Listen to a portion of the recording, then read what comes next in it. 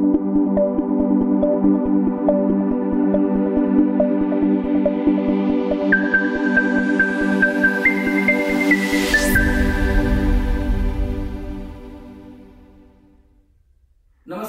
ओम group tuition मध्ये आपल्या सर्वांचं स्वागत आहे। Series number 2 maths 2 chapter similarity आणि त्यामधील topic property of three parallel line and their transversal.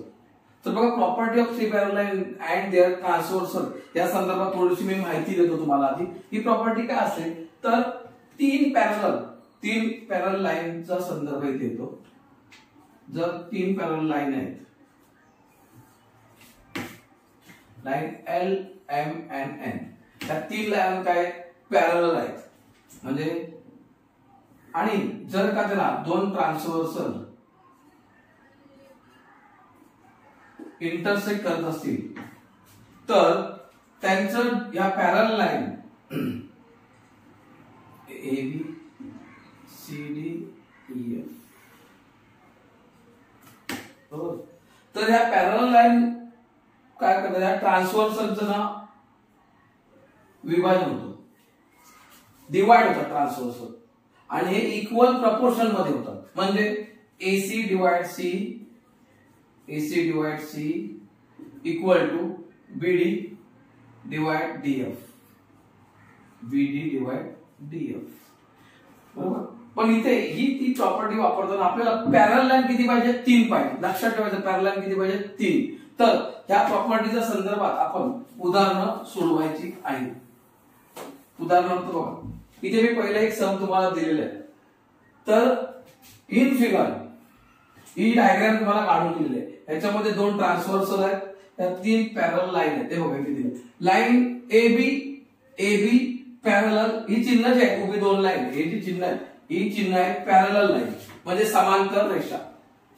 AB parallel CD म्हणजे ही AB line parallel CD line, आणि CD पॅरलल EF म्हणजे अशा तीन लाईन ह्या एकमेकाला कसे पॅरलल असतील तरच इथे three parallel line and their transversal ही प्रॉपर्टी यूज होते। मग काय केलं तरी बघा, किमती पण दिलेल्या आहेत। AC ची दिलेली आहे त्यांनी 5.4, CE दिलेली आहे 9, BD दिलेली आहे 7.5 आणि DF आपल्याला काढायचे। ही जी DF आहे ही काढायची, म्हणजे हा जो रेशिओ आहे ट्रान्सव्हर्सलचा तो काढायचा आहे। इथे देताना त्यांनी ऍक्टिव्हिटी म्हणून आपल्याला गणित सोडवायला दिलेलं आहे, बरोबर। According to given information line AB parallel side CD parallel side EF, ह्या क्वेश्चन मध्ये गोल्डन सेंटेन्स आहे आपली।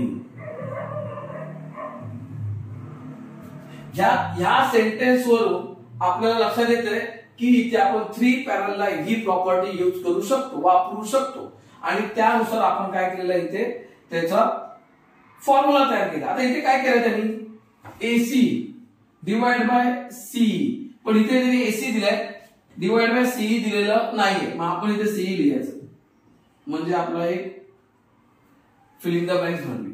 दुसरं, इथे हा दुसरा ट्रान्सव्हर्सल, पहिला ट्रान्सव्हर्सलचा रेशिओ इक्वल टू दुसरा ट्रान्सव्हर्सल BD इथे दिलेलं नाही, BD डिवाइड बाय DF, मग आपण इथे BD लिहायचं डिवाइड बाय DF, बरोबर। त्यानंतर त्यांनी AC ची व्हॅल्यू दिलेली आहे ती टाकली, CE ची व्हॅल्यू घेतली, BD ची व्हॅल्यू 7.5 त्यांनी दिली नाही, आपण घेतली, DF आहे तसं आहे। आता काय झालं, इथे आपल्याकडे दोन फ्रॅक्शन आहे, लक्षात घ्या दोन fraction 5.4 divide by 9 equal to 7.5 divide by DF। आपल्याला काय करायचं, आता याचं उत्तर काढायचं आहे। डायरेक्ट इथे उत्तर काढता येईल का, ज्याला येईल तो काढू शकतो, नाही येईल तो काय करणार, रफ करू। आपण 5.4 divide by 9 equal to 7.5 divide by DF, बरोबर DF। आपण काय करणार, इथे क्रॉस मल्टिप्लिकेशन करणार, cross multiplication 5.4 into DF equal to 7.5 into 9। DF ची व्हॅल्यू काढायची, त्याला तसंच ठेवूया, 7.5 त्याच्यामध्ये डिवाइड घेऊया इंटू 9, आणि इथे मल्टिपल आहे ते झाले, ते डिवाइड झाले खाली आले, 0.4. आता इथे डिनोमिनेटर पण 0.4 आहे, मग याच्यात जो 10 आहे तो वरती घ्यायचा. म्हणजे याचं काय करणार मी 7/75 डिवाइड बाय 10 इंटू 9/54 इंटू 10. म्हणजे जे पॉइंटचा जो 0 होता तो वरती दिला. लक्षात घ्या.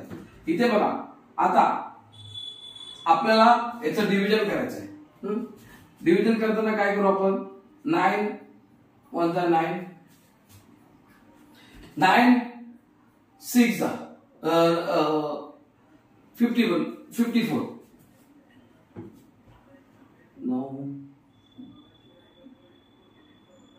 9 सक 9 6 जा 54, 9 1 जा 9 6 54, 54. आता पुढे इथे 10 कट झाले, बरोबर.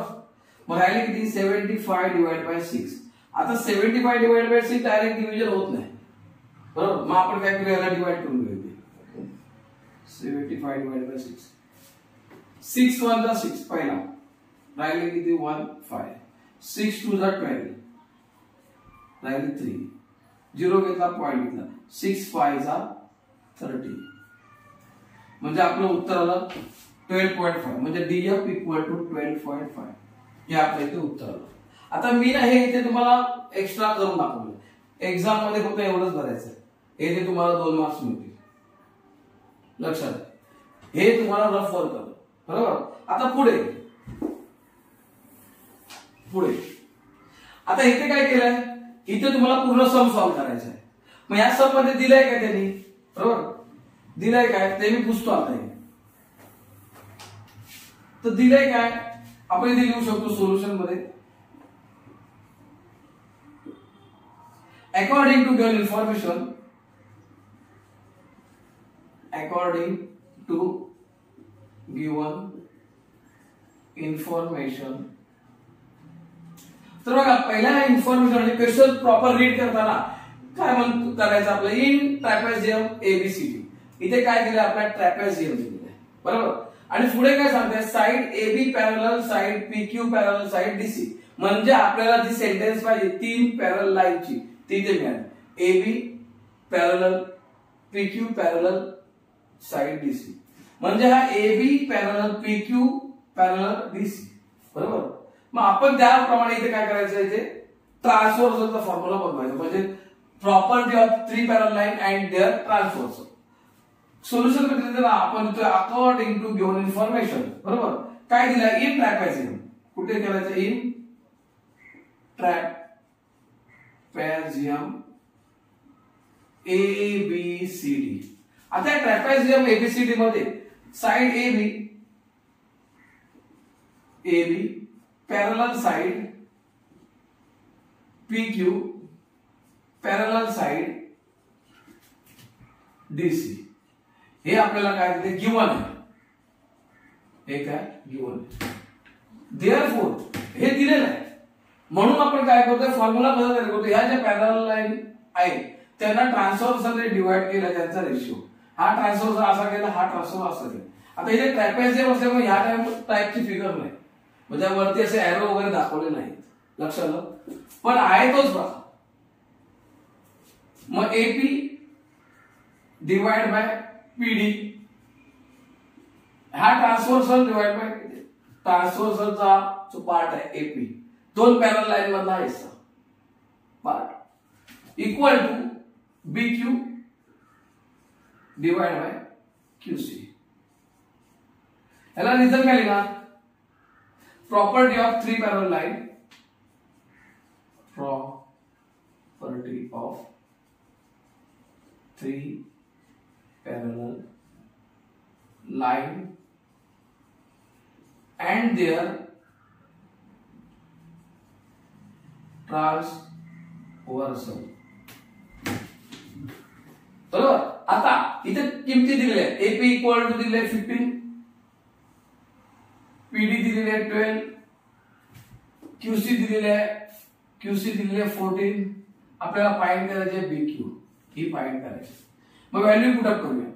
15 डिवाइड बाय PD ची आहे 12 इक्वल टू BQ आहे 14 आणि सॉरी BQ दिलेली नाही, BQ तशीच ठेवूया व्हॅल्यू आणि QC दिलेली आहे 14. पुन्हा इथे तसं दोन फ्रॅक्शन आलेले आहेत इक्वल टू साइन मध्ये क्रॉस मल्टिप्लिकेशन म्हणजे 15 into 14 equal to BQ into 12.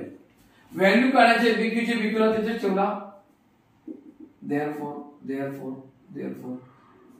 15 into 14 divide by 12 इथे मल्टिपल आहे तो इथे झाला डिवाइड आणि आपल्याला BQ ची व्हॅल्यू काढायची. आता पुढे 2 च्या टेबल मध्ये 3 च्या टेबल मध्ये येतात. हे बघा 2 च्या पण टेबल मध्ये येतात, 3 च्या पण टेबल मध्ये येतात. 3 च्या टेबल मध्ये 12 15 3 4 जा 3 5 जा. आता 2 च्या टेबल मध्ये 2 2 जा 4 2 7 जा. आता 2 च्या टेबल मध्ये 5 पण येतात 7 पण येतात. मग यांचं मल्टिप्लिकेशन 7 5 35 डिवाइड बाय 2 म्हणजे BQ बरोबर 35 चा हाफ 17/5.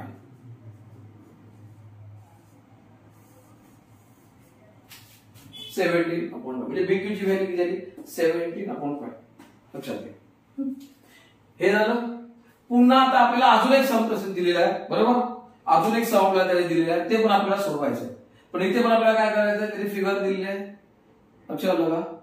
डायग्राम प्रमाणे व्हॅल्यू पुट करायचे. तर पुढे तिसरं गणित जे आपल्याला तिथे याच प्रॉपर्टी वरती तिसरं गणित पुन्हा आपल्याला दिलेलं आहे त्याने बरोबर. त्याच्यामध्ये ही डायग्राम दिलेली आहे. हे पुस्तकामध्ये आहे गणित. Question number 7 page number 4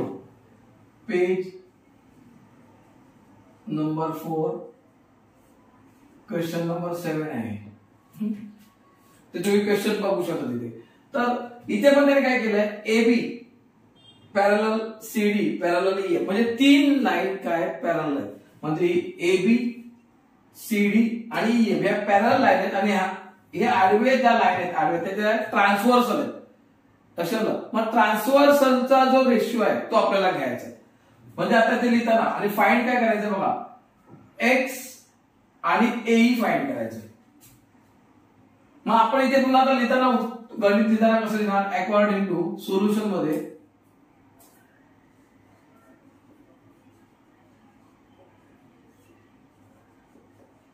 according to given information AB parallel CD parallel जास्त नाम झालं FE हे आहे गिवन बरोबर. 3 लाईन पॅरलल मिळाल्या म्हणजेच आपल्याला प्रॉपर्टी वापरायची आहे 3 parallel line and their transversal बरोबर. मग याचं काय करायचं इथे असं उभे होते डायग्राम इथे पण अशी उभी होती इथे ट्रान्सव्हर्सल असे आडवे आहेत पॅरलल असे आडवे ट्रान्सव्हर्सल असल्यामुळे आपल्याला यांचा रेशिओ घेतो ना BD divide by DF BD divide by DF equal to दुसरा ट्रान्सव्हर्सलचा ratio AC divide by CE इथे काय येणार property of 3 parallel line and their transversal. आता पुन्हा फॉर्म्युला बनला. क्वेश्चन बघितल्यानंतर त्याच्यामध्ये कोणती प्रॉपर्टी वापरायची त्या प्रॉपर्टीनुसार कोणता फॉर्म्युला कसा तयार करायचा हे आपलं झालेलं आहे. लक्षात काय ठेवायचं तिन्ही सम मध्ये 3 पॅरलल लाईन गोल्डन लाईन आपली इथे पण गोल्डन लाईन 3 पॅरलल लाईन इथे पण 3 पॅरलल लाईन.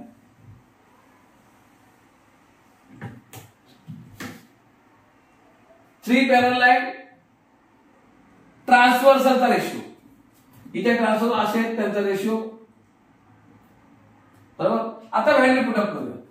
BD ची value 8 divide DF 4 equal to AC 12 CE X पुन्हा क्रॉस मल्टिप्लिकेशन, दोन फ्रॅक्शन आहेत मध्ये इक्वल टू साइन आहे, cross multiplication 8 into x equal to 12 into 4. Value पहिल्यांदा आपल्याला x ची काढायचे, x equal to 12 into 4 divided by 8. आता परत इथे डिव्हिजन करताना न्यूमरेटर मध्ये असलेल्या नंबर मध्ये नाही होणार, लक्षात ठेवायचं. पुन्हा सांगतो, तर न्यूमरेटर आणि डिनॉमिनेटर याच्यामध्ये डिव्हिजन होईल. तर 4 1 जा 4, 4 2 जा 8 आणि 2 1 जा 2, 2 6 जा 12. म्हणजे x इक्वल टू आपल्याला उत्तर आलेलं आहे 6. मग x म्हणजेच काय, c. देअरफॉर इथे वर देअरफॉर करा, c equal to x equal to 6. हे आमचं उत्तर. आता आपल्याला अजून काय सांगितलं, AE काढा, AE. मग AE equal to AC plus C. कारण A dash C dash E म्हणजे हे तिन्ही एका लाईन वरती आहेत, त्याच्यामध्ये त्यांचं ऍडिशन करू शकतो. आता AC 12 आहे, C 6 आहे, म्हणजे AE काय येणार आहे आपल्याला 18. AE किती आलेलं आहे 18. तर अशा प्रकारे आपण 3 पॅरलल लाईन याच्यावरती पण 3 सम सॉल्व्ह करून बघितले. त्याच्यामध्ये तरी आपल्याला हे एक मी तुम्हाला ऍक्टिव्हिटी म्हणून दाखवलेलं आहे, ते पण इथे पूर्ण सोडवून दिलेलं आहे. क्रॉस मल्टिप्लिकेशन वगैरे हे पूर्ण सोडवून दिलेलं आहे, इथे हे सोडून दिलेलं आहे. तर ह्याच्यामध्ये लक्षात ठेवायची गोष्ट म्हणजे काय की इथे प्रॉपर्टी कोणती वापरायची, क्वेश्चन मध्ये असलेली गोल्डन सेंटेन्स हे लक्षात तुम्हाला आलं पाहिजे. जर का तुम्हाला इथे प्रॉपर्टी कोणती वापरायची समजलं नाही तर गणित येणार नाही सगळ्यांना. त्यामुळे कृपा करून तुम्ही कोणती प्रॉपर्टी वापरली, कशी वापरली याच्याबद्दल प्रॉपर समजून घ्या. आणि मी ते परत इथे लिहून पण दिलेले आहे, बरोबर. प्रत्येक वेळी इथे लिहून दिलेले आहे. त्यांचं मेन जे आहे इथे क्वेश्चन मधलं, इथे बघा जे गिवन आहे, इथे पण गिवन आहे. गिवन या सेंटेन्स तुम्हाला दिलेले असणार बघा. ही सेंटेन्स गोल्डन सेंटेन्स आहे, आपलं महत्वाचं सेंटेन्स, ते दिलेले असणार, ती घेऊन तुम्ही सॉल्व्ह करायचं. लक्षात घ्या, 3 गणित सोडून दिले. जर तुम्हाला माझा व्हिडिओ लेक्चर आवडत असेल तर तुम्ही सबस्क्राईब करा, शेअर करा, लाईक करा, तुमच्या मित्रांना सांगा. आणि पुन्हा हे बघा, तुम्ही 10वीला चांगल्या मार्कानेच पास व्हा. धन्यवाद.